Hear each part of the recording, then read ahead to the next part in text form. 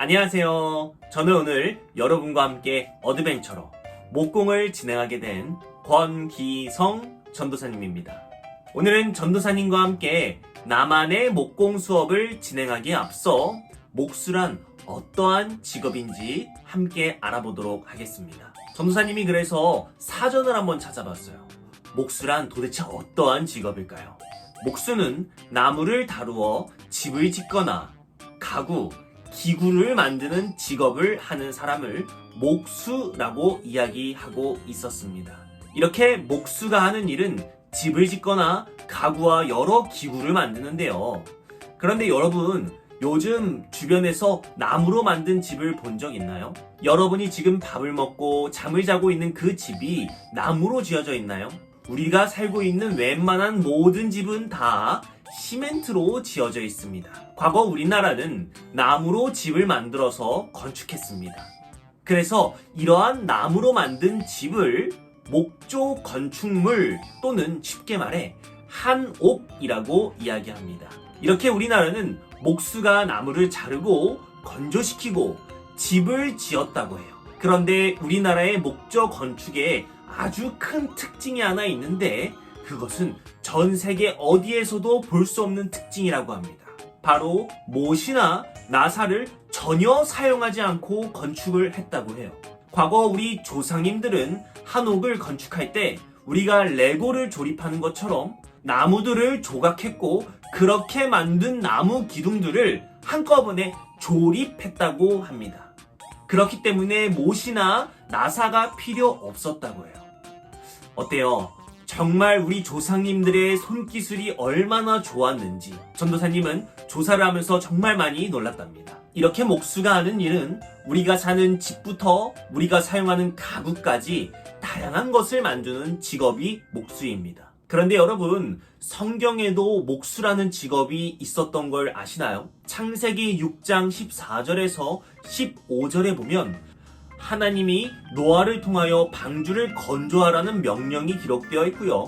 출애굽기 30장 1절부터 3절의 말씀을 보면 조각목이라는 아카시아 나무를 통해 분향단이라는 것을 만드는 모습도 볼 수 있습니다. 또 성경 이외에도 많은 곳에 목수들이 있었습니다.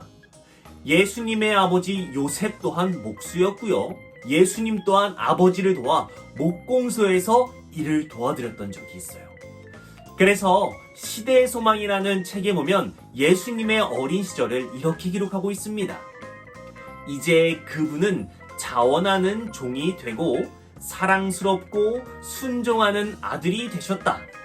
그분은 기술을 배우고 몸소 요셉과 같이 목공소에서 일하셨다고 이야기하고 있습니다.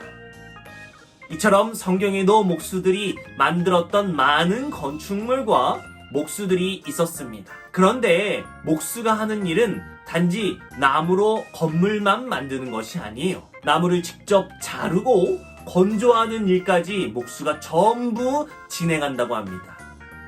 여러분들이 직접 목재소나 아니면 목공소, 제재소를 가면 정말 좋겠지만 우리 집 주변에서는 그러한 곳을 찾기 어려운 것 같습니다. 그래서 전도사님이 직접 자료를 한번 더 조사해봤습니다. 우리 사진 한번 보도록 할게요. 첫 번째 사진입니다.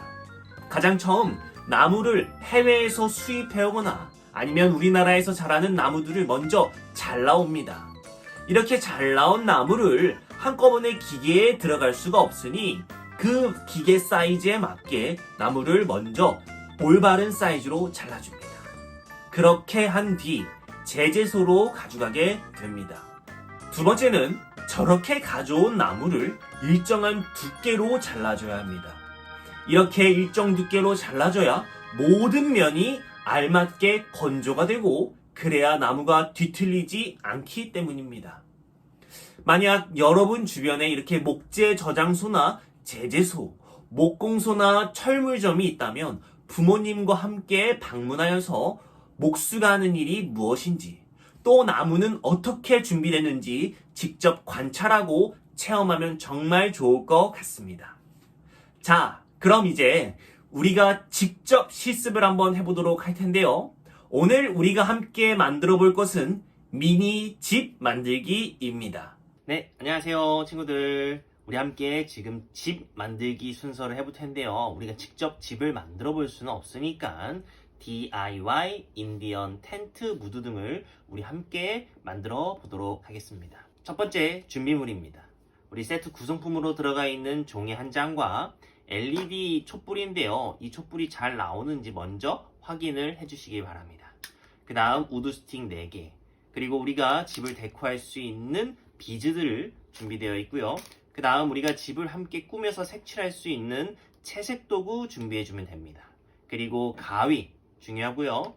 우리가 나무를 붙이려면 목공풀이나 글루건이 있으면 좋습니다.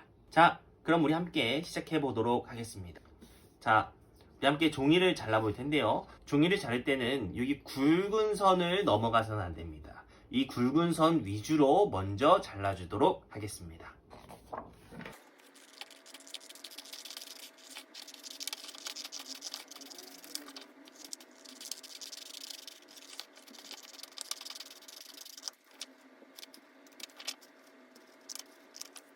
자, 이렇게 모양이 맞게 다 잘라줬나요?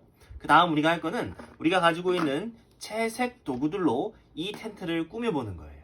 자, 잠시 동영상을 멈추고 여러분들 가지고 있는 색연필이나 사인펜을 사용해서 우리 이 텐트를 멋지게 한번 꾸며주십시다.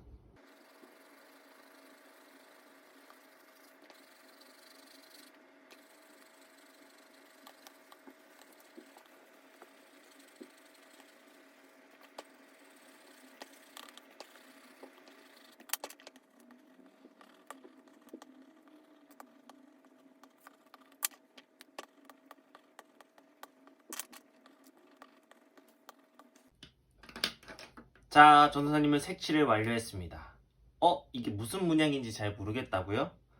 전도사님이 텐트에서 가장 많이 잤던 곳, 바로 군용 텐트, 군인이 사용하는 텐트의 모양을 전도사님 한번 색칠해 보았습니다. 우리 친구들도 이쁘게 잘 꾸몄죠? 자, 우리 그 다음 단계로 넘어가도록 하겠습니다. 이렇게 완성된 텐트를 반 접어주세요. 여기 점선을 따라서 이쁘게 잘 접어주시면 됩니다. 자, 이렇게 접고 여기 붙이기라고 적혀있는 부분도 올바로 딱 모양에 맞게 점선을 따라서 접어주시면 됩니다.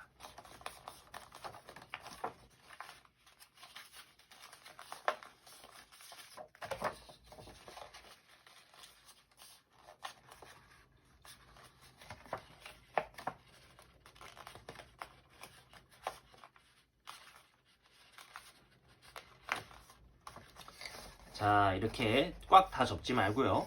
반쯤 펼쳐서 우리가 이따가 이곳에 본드칠을 해줄 수 있도록 준비합시다. 자, 이렇게 다 됐습니다. 이렇게 된 상태에서 여기 붙이기라는 곳에 본드나 글루건을 붙여서 우드 스틱을 붙일 예정입니다.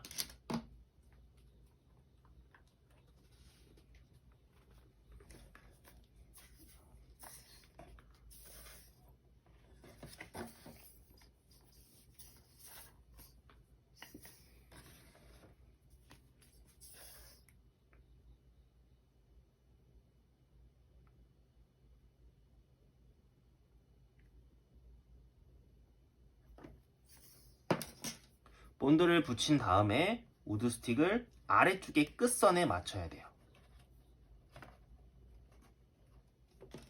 또 우드 스틱을 이쪽에도 붙여서 아래쪽에 끝선에 맞춰서 위에가 이렇게 뾰족 튀어나와야 인디언 모양이 될 수 있기 때문에 귀엽게 이 포인트 잊지 말아주세요. 반대편에도 똑같이 해보도록 하겠습니다.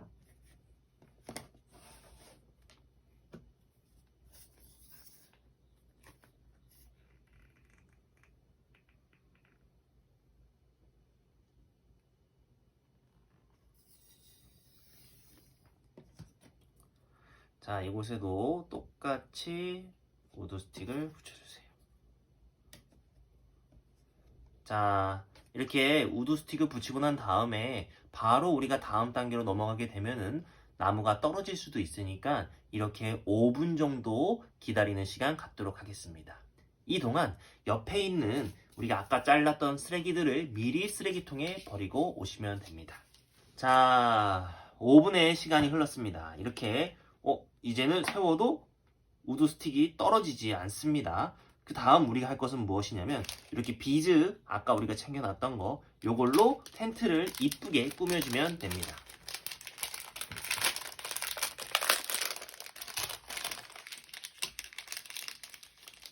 전사님은 군용 텐트이니까 이 나뭇잎으로 멋있게 한번 붙여보도록 하겠습니다.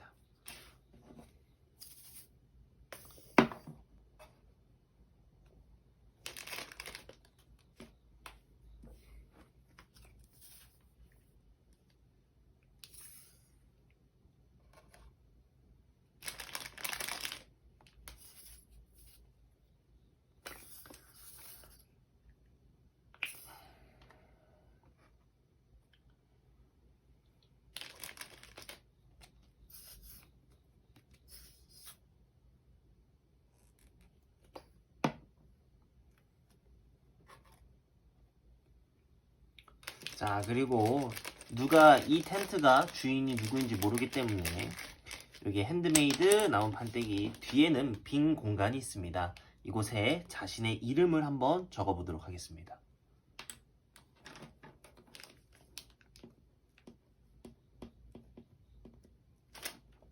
전도사님 이름 기성을 적어봤습니다.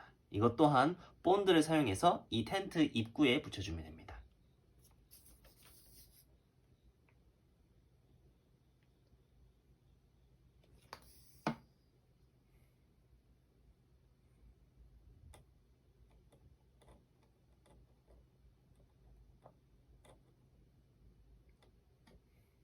자, 이렇게 전도사님의 이름 기성이 적혀져 있는 텐트가 준비되었습니다. 자, 우리 그 다음 마지막으로 아직 사용하지 않은 제품이 있죠. 우리 이렇게 LED 촛불을 딱 이쁘게 켜서 텐트 안에 넣어 놓으면은 따란, 잠시만요. 전도사님 불 끄고 오겠습니다. 이렇게 자기 전 우리가 책을 읽을 수도 있고 아니면 잠이 오지 않는 저녁, 우리가 이렇게 무드등을 켜놓을 때 무섭지 않게 잠들 수 있습니다. 우리 친구들 이렇게 전도사님이 만든 거 잘 따라해서 인디언 텐트 무드등 꼭 한번 이쁘게 만들어 보면 좋겠습니다. 자, 안녕. 자, 어때요? 전도사님과 함께 잘 만들어 보셨나요? 네, 우리 친구들이 정말 잘 만들었을 것 같아요. 전도사님이 우리가 이렇게 함께 집을 만들면서 성경의 한 구절이 떠올랐습니다. 에스라 5장 1절에 보면 이러한 말씀이 있어요. 하나님이 유다 장로들을 돌아보셨으므로 저희가 능히 역사를 패하게 못하고 이 일을 다리오에게 고하고 그 답조가 오기를 기다렸더라. 우리가 집을 만들었던 것처럼 이스라엘 백성들은 하나님을 위하여 성전을 건축했을 때가 있었습니다. 그러나 이스라엘 백성들이 하나님을 위하여 성전을 건축했을 때 그 일은 결코 쉽지 않았어요. 이스라엘 백성들을 미워하던 사람들이 그들이 건축하지 못하도록 엄청난 방해를 했기 때문입니다. 우리 또한 그런 것 같아요. 정말 내가 하나님을 열심히 믿기 위해 교회를 잘 다니고 성경도 읽고 기도도 하려고 하는데 때때로 우리를 괴롭히는 사람들이 있습니다.